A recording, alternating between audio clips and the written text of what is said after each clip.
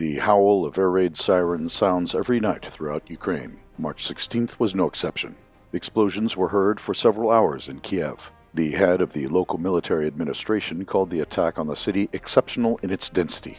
Despite the diligent efforts of Western air defense systems and fairy tales about super successes in repelling Russian strikes, multiple explosions and fires were reported from the ground. According to the mayor, several explosions thundered in the Solomensky district. Russian drones were spotted in the Darnitsky district and near Boryspil.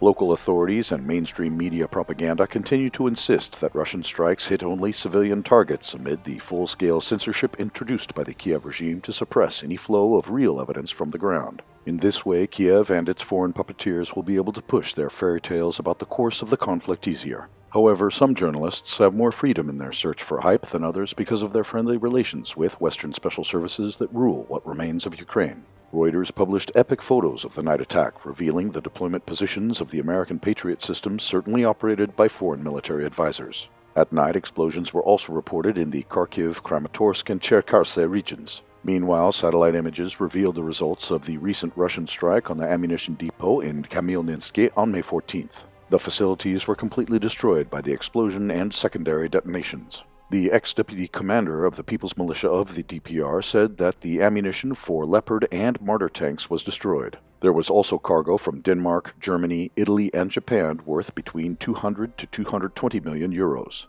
In addition to ammunition, 83 million euros worth of satellite communication systems, military tablets, and data encryption systems were also destroyed.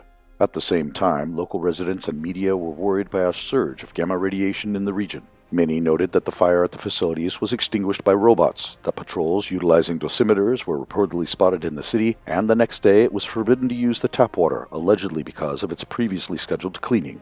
Even some Ukrainian public figures supported earlier reports that depleted uranium ammunition from the UK was stored in the destroyed warehouses. Ukrainian media traditionally declared that this was a lie spread by Russian propaganda. The aches and pains of mainstream media propaganda in denying reality regarding the Russian strikes came amid further attempts by Kiev's forces to break the Russian defenses on the flanks of Bakhmut. These efforts have already led to major losses in the Ukrainian armed forces and have only resulted in some tactical gains. As of now, the fierce attempt by Ukrainian units to turn the tide of battle in Bakhmut is the main and only practical part of the widely promoted Ukrainian counteroffensive that is taking place in the headlines of the mainstream media right now.